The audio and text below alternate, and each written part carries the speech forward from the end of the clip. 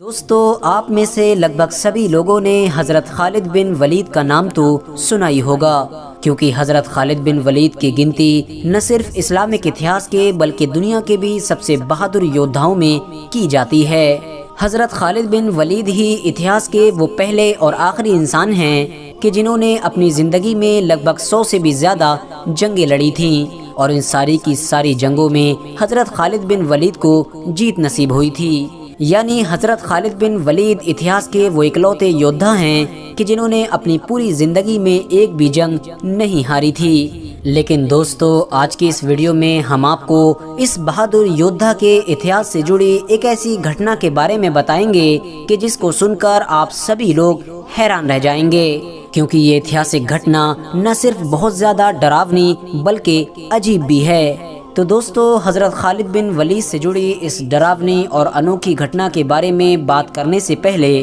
ہم آپ کو یہ بتاتے چلیں کہ آپ میں سے زیادہ تر لوگ یہ بات تو جانتے ہی ہوں گے کہ مسلمانوں کے سب سے پوتر یعنی مقدس شہر مکہ میں پیغمبر حضرت محمد صلی اللہ تعالی علیہ وسلم کے پیدا ہونے سے پہلے زیادہ تر لوگ بتوں کی پوجا کیا کرتے تھے، یعنی پتھر اور آگ جیسی چیزوں کو اپنا خدا مانتے تھے۔ نہ صرف خدا مانتے تھے بلکہ ان پر جان دینے کے لیے بھی تیار رہا کرتے تھے۔ RH نیٹ ورک کے نالجیبل فرینڈز، ویسے تو مکہ والوں کے بہت سارے دیوی دیوتا اور خدا موجود تھے، لیکن ان سب میں سے بھی جن 3 خداؤں کو وہ سب سے زیادہ پوتر یعنی سب سے زیادہ مقدس مانا کرتے تھے، وہ 3 دیویاں تھیں کہ جن کو لات، منات اور عزا کے نام سے جانا جاتا تھا۔ مکہ میں کعبہ کے ساتھ ساتھ بہت ساری جگہ پر ان تینوں دیویوں کے بت موجود ہوا کرتے تھے۔ مکہ کی سب سے زیادہ مشہور ان تینوں دیویوں میں سے بھی ایک دیوی کہ جس کو عزا کے نام سے جانا جاتا تھا، اس کا سب سے خاص اور سب سے بڑا مندر مکہ شہر سے باہر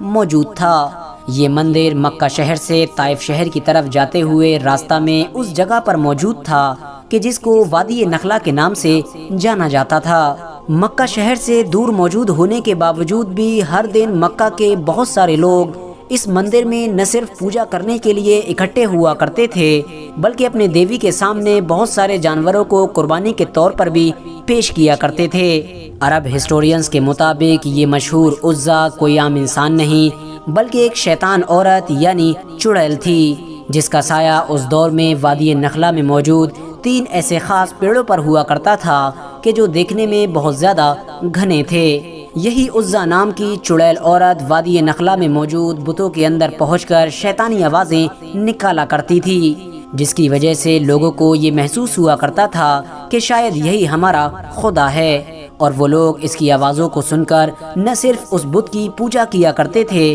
بلکہ ساتھ ہی ساتھ اس پر مر مٹنے کے لیے بھی تیار رہا کرتے تھے۔ لیکن جب پیغمبر حضرت محمد صلی اللہ تعالی علیہ وسلم نے مکہ شہر میں اپنے نبی ہونے کا اعلان کیا تو مکہ کے لوگوں سے بہت ساری چیزوں کے ساتھ ساتھ اس دیوی کی بھی عبادت کرنے سے منع کیا، اور ان کو سمجھایا کہ یہ کوئی تمہارا خدا نہیں بلکہ ایک شیطان ہے کہ جو تم لوگوں کو گمراہ کر رہا ہے۔ اس پر مکہ کے لوگوں نے نہ صرف پیغمبر حضرت محمد صلی اللہ تعالی علیہ وسلم کی یہ بات ماننے سے انکار کیا بلکہ ان سے اتنے زیادہ ناراض ہو گئے کہ ان کے اوپر طرح طرح کے ظلم و ستم بھی کرنے لگے، اتنے خطرناک ظلم و ستم کہ جس کی وجہ سے مسلمانوں کے آخری پیغمبر یعنی حضرت محمد صلی اللہ تعالی علیہ وسلم کو مکہ شہر چھوڑ کر مدینے کی طرف جانا پڑا۔ لیکن قسمت سے 10 سال گزرنے سے پہلے ہی پیغمبر حضرت محمد صلی اللہ تعالی علیہ وسلم ایک بار پھر سے مکہ شہر میں واپس آئے، اور اس بار پیغمبر حضرت محمد صلی اللہ تعالی علیہ وسلم مکہ شہر میں ایک عام انسان کی حیثیت سے نہیں بلکہ ایک وجیتا کی حیثیت سے آئے تھے، کیونکہ آپ کو بتاتا چلوں کہ 629 عیسوی میں مسلمانوں کی فوج نے پیغمبر حضرت محمد صلی اللہ تعالی علیہ وسلم کی لیڈرشپ میں مکہ شہر کو پوری طرح سے فتح کر لیا تھا۔ مکہ کے فتح ہونے کے بعد جب شہر کا پورا کنٹرول پیغمبر حضرت محمد صلی اللہ تعالی علیہ وسلم کے ہاتھوں میں آ گیا تو پھر انہوں نے ایک دن حضرت خالد بن ولید کو ان کے 30 ساتھیوں کے ساتھ وادی نخلا کی طرف جانے کا آرڈر دیا۔ دوستو، وہی خالد بن ولید کہ جن کو اسلامک اتہاس کا نہ صرف سب سے طاقتور سپہ سالار مانا جاتا ہے بلکہ اگر یہ بھی کہا جائے کہ ان کی وجہ سے ہی مسلم دنیا سب سے پہلے سپر پاور بنی تھی تو شاید یہ کہنا غلط نہیں ہوگا، کیونکہ دوستو یہی وہ مسلم سپہ سالار تھے کہ جنہوں نے کچھ دنوں کے اندر ہی لگ بھگ پورے ہی مڈل ایسٹ کو فتح کر لیا تھا اور پرشین اور بیزنٹائن جیسی طاقتور سلطنتوں کو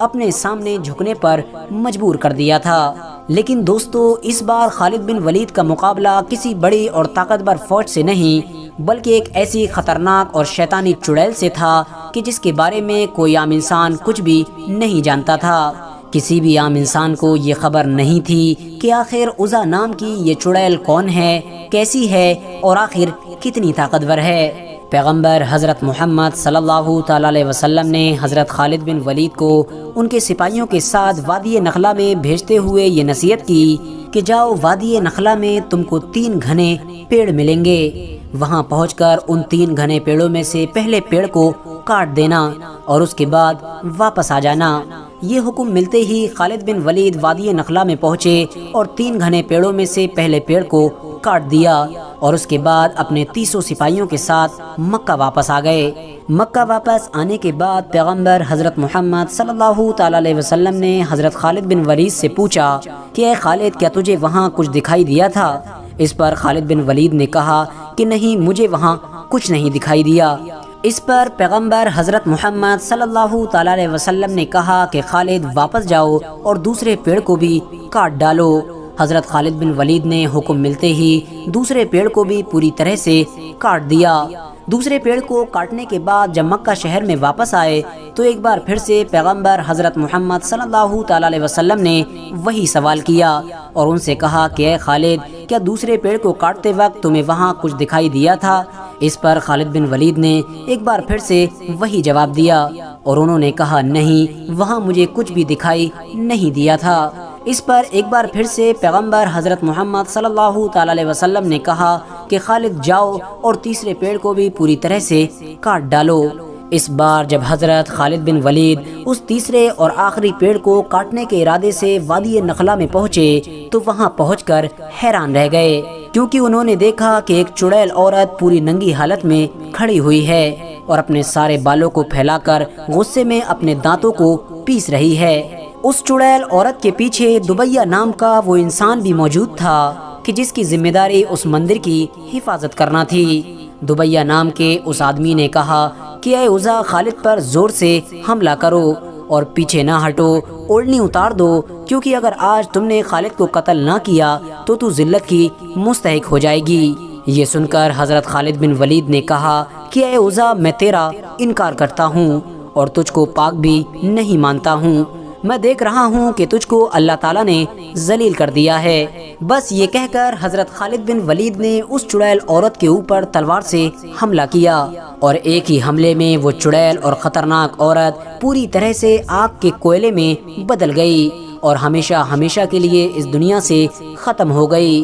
اس کے بعد حضرت خالد بن ولید نے نہ صرف اس پیڑ کو پوری طرح سے کاٹ ڈالا بلکہ اس آدمی کو بھی قتل کر دیا کہ جو عزا کو حضرت خالد بن ولید پر حملہ کرنے کے لیے اکسا رہا تھا۔ اس کے بعد حضرت خالد بن ولید مکہ شہر میں واپس آئے اور پیغمبر حضرت محمد صلی اللہ تعالی علیہ وسلم کے سامنے یہ سارا قصہ سنایا۔ یہ سن کر پیغمبر حضرت محمد صلی اللہ تعالی علیہ وسلم نے کہا کہ اے خالد، وہ کوئی عام چڑیل نہیں بلکہ عزا تھی اور آج ہمیشہ ہمیشہ کے لیے ہم نے اس عزا کو ختم کر دیا ہے۔ آج کے بعد عزا نام کی اس شیطان عورت کا نام لینے والا بھی کوئی انسان پورے عرب علاقے میں نہیں بچے گا۔ اور یقیناً دوستو ایسا ہی ہوا، کیونکہ عزا نام کی جو شیطان عورت کسی دور میں عرب کے علاقے میں سب سے زیادہ پاک یعنی پوتر مانی جاتی تھی، آج کے دور میں پورے عرب علاقے میں کوئی انسان اس کی عبادت کرنا تو دور بلکہ اس کے نام سے بھی واقف نہیں ہوگا۔ فی الحال دوستو آج کی اپنی ویڈیو کو ہم یہیں پر